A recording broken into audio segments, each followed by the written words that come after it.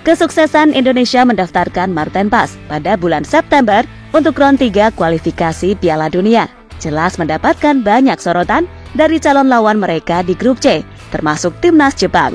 Jepang menganggap Indonesia sebagai calon lawan yang berpotensi mengejutkan karena ya gimana pun mereka memiliki ketua PSSI yang bisa menunjuk pemain sesuka hatinya yang tentunya memiliki darah Indonesia.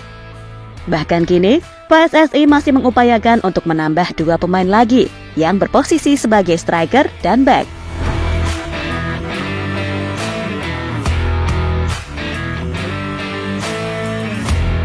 Setelah berhasil menciptakan berbagai sejarah dan sukacita bagi publik Indonesia, Sintayong jelas akan dihadapkan pada situasi sulit tatkala harus memimpin skuad Garuda bertarung di round ketiga. Ya, sudah berulang kali dijelaskan kalau di atas kertas Indonesia adalah yang terlemah dan persentase kelolosannya pun hanya 40%. Akan tetapi perlu digarisbawahi juga, dalam setiap detik, menit, jam, hari, bulan, bahkan tahun, sepak bola selalu berubah. Dan dalam fase ini, timnas Indonesia bisa dibilang sudah sangat terlihat progresnya. Meskipun masih ada banyak catatan yang harus dibenahi jika benar-benar ingin bisa bersaing di level elit Asia.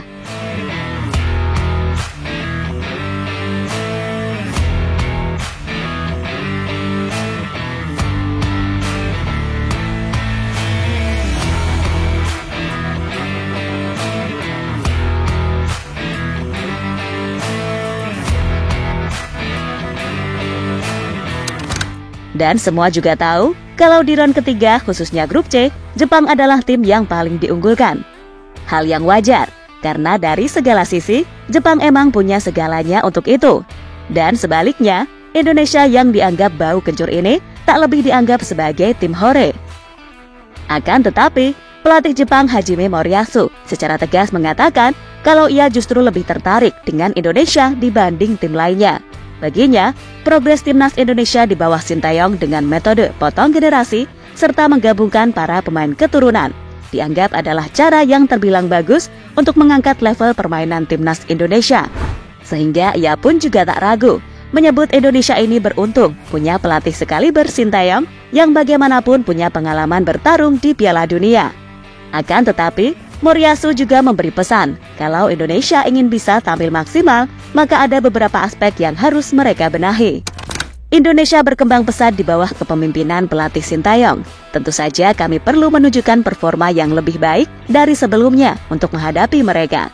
Menurut saya, mereka harus memperkuat pertahanan dan penyerangan. Selain itu, mereka juga perlu meningkatkan kualitas umpan-umpan ke depan dan menjaga clean sheet dengan pertahanan yang stabil, kata Hajime Moriyasu yang dikutip dari laman News One. Ya, berkaca dari apa yang dikatakan Moriyasu, memang ada benarnya kalau mau menang melawan Jepang atau tim-tim kuat lainnya, sudah pasti stabilitas menyerang dan bertahan adalah yang utama. Dan di Asia, Jepang memang termasuk adalah yang terbaik soal itu.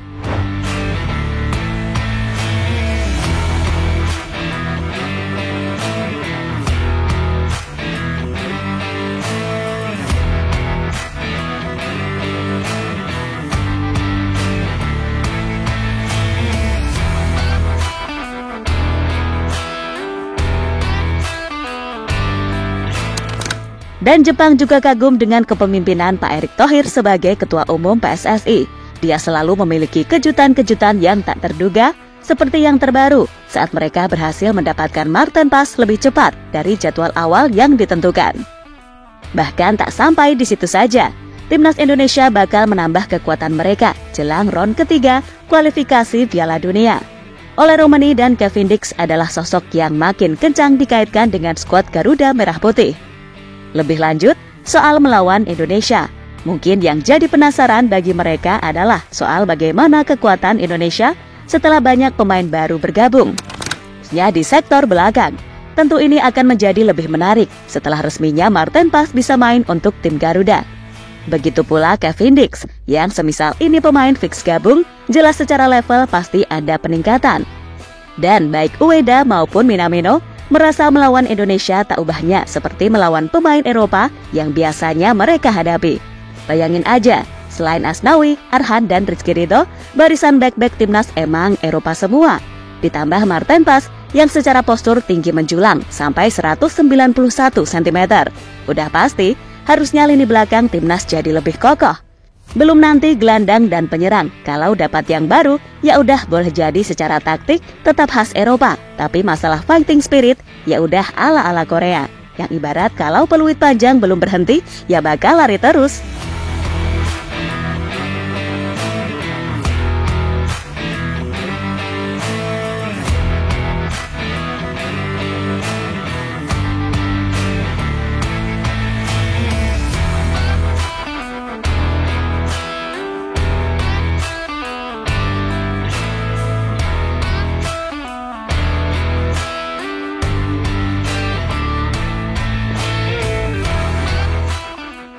Dan intinya, duel timnas Indonesia melawan Jepang memang akan jadi duel yang bisa dibilang paling sulit. Tapi bisa jadi itu akan jadi duel paling menarik.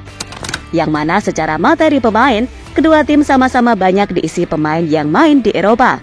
Mungkin yang sedikit membedakan adalah levelnya. Sebab bagaimanapun, level pemain Indonesia masih satu level di bawah Jepang. Akan tetapi, minimal dari sisi game plan, Indonesia bisa memberi perlawanan karena semua tahu kan pressingnya Jepang ini gila-gilaan. Maka dari itu, PSSI benar-benar harus bisa menggeber terus ini soal penambahan pemain. Karena ya tadi, lawan yang dihadapi bukan tim-tim ASEAN lagi, melainkan tim top Asia. Jadi apapun caranya, jika ingin naik kelas, maka Indonesia ya harus bisa melawan ujian ini. Meski tahu bakal sulit, tapi tak ada yang tak mungkin dalam dunia sepak bola.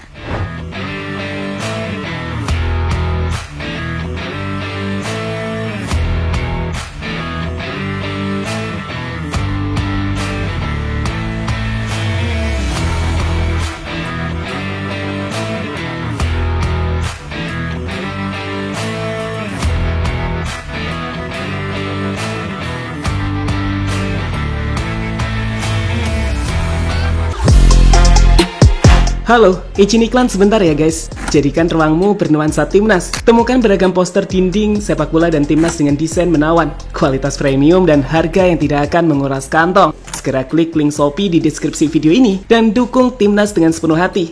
Mulai dari dinding rumahmu.